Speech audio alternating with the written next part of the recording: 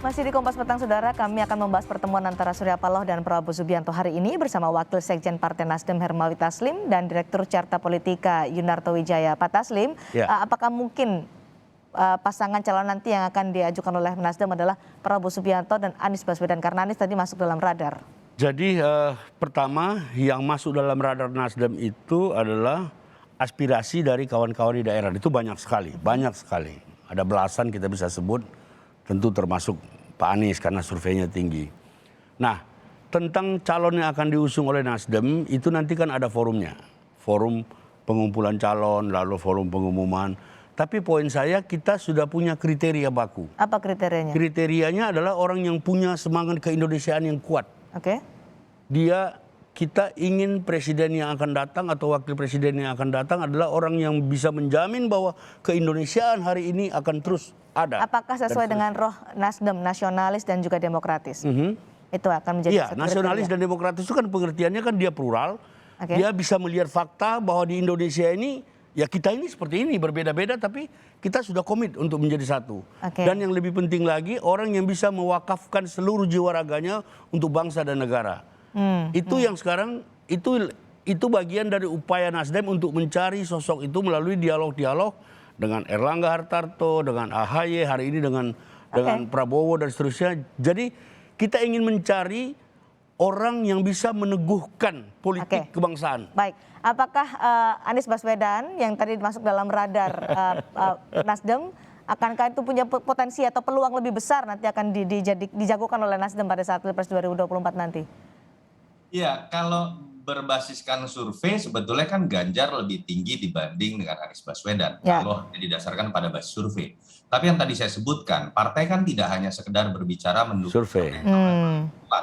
tetapi misalnya dalam pendekatan kekuasaan, apa keuntungan dari mendukung calon tertentu terhadap partainya. Ketika dibandingkan misalnya antara Ganjar Pranowo dengan Anies Baswedan, Ganjar Pranowo adalah kader partai lain yang sampai sekarang belum jelas keberadaannya apakah akan didukung oleh PDI Perjuangan atau tidak. Sehingga ruang gerak buat Nasdem menafsirkan efek elektoral dari Anies dengan Ganjar itu memang lebih leluasa dilakukan oleh Nasdem terhadap Anies. Karena dia tidak dimiliki oleh partai manapun walaupun surveinya ada di bawah Ganjar Pranowo. Itu yang menurut saya bisa dilihat sebagai bentuk analisis. Itu juga yang kemudian kita bisa nilai dari apakah keuntungan dari Nasdem ketika mendukung Pak Prabowo. Hambatannya besar ketika Pak Prabowo kan pertama sudah pasti hanya mau menjadi capres.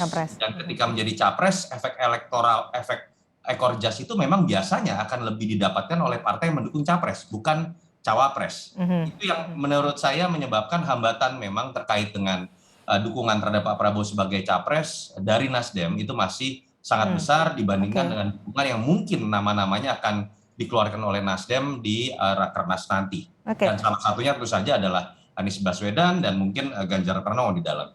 Kalau kita melihat presidensial threshold dari partai-partai, tidak ada partai selain PDI Perjuangan yang bisa mengusung calonnya sendiri di Pilpres 2024, termasuk Nasdem. Nasdem harus berkoalisi dengan partai lain. Seberapa besar bargaining power dari Nasdem ini, Mas Toto, untuk menawarkan orang-orang yang dipilih oleh Nasdem kepada nanti pada saat mengotak-atik siapa cawapres dengan partai lain? Ya, bargaining position untuk membuat bentuk koalisi ini kan ditentukan kalau jauh-jauh hari ya, itu ditentukan oleh pertama adalah mereka sudah memiliki angka presidensial threshold yang cukup untuk ditawarkan kepada partai lain atau kepada capres. Atau yang kedua, ini kemudian bargainingnya juga dimiliki ketika mereka walaupun partainya belum mencukupi, tapi sudah berani mendeklarasikan nama seorang capres yang bisa menjadi magnet elektoral. Sehingga kemudian partai-partai lain yang punya keinginan untuk menang merasa tertarik untuk bisa bergabung. KIB itu kan memiliki yang saya sebutkan pertama tadi. Tidak ada calon yang kuat, tapi mereka sudah memiliki 25,7% kekuatan presidensial threshold. Sudah mencukupi gitu kan. Sementara kalau apa yang Nasdem lakukan kita terka menjadi sebuah upaya menaikkan bargaining position membentuk poros, yang sedang dilakukan dengan rakernasnya, pertemuan-pertemuan dengan partai lain yang ingin dilakukan menurut saya nanti adalah pertama-tama mereka ingin menjadi partai pertama yang mendeklarasikan sosok calon yang bisa menjadi magnet elektoral. Minimal itu yang sudah ditunjukkan oleh Nasdem ketika mendukung Jokowi, bahkan lebih dulu dibanding PDI Perjuangan tahun 2014, sehingga kemudian dengan cepat menarik partai-partai lain juga bergabung dalam poros tersebut. Di Pilkada juga Nasdem biasanya selalu gerak cepat ya untuk mendukung tokoh-tokoh yang Istimewanya yang didukung. politisi ulung seperti Bang Surya Paloh gitu. Ini kan Walaupun tadi, tidak maju tapi geraknya sangat cepat. nah Mas Toto bilang jauh-jauh hari itu sebenarnya harus sudah difikirkan. Sekarang ada koalisi Indonesia Bersatu, ada Golkar, PAN, P3 dengan modal saat ini 25,7%. Apakah Nasdem tidak ingin juga bergerak cepat? Jadi gini, Seperti biasanya. Nasdem itu punya hitungan dan strategi sendiri. Saya katakan 2 minggu lagi 15 sampai 17 Juni itu momentum Rakernas di mana kita mengagendakan antara lain soal Pilpres. Jadi kami tidak pernah merasakan ketinggalan. Kami tidak akan pernah merasakan tidak punya teman karena upaya-upaya kita terus kita lakukan. Baik. Yang penting bagi kita adalah presiden yang akan datang itu adalah figur yang bisa meneguhkan politik kebangsaan. Itu tadi. Baik, tidak akan bergabung ke KIB?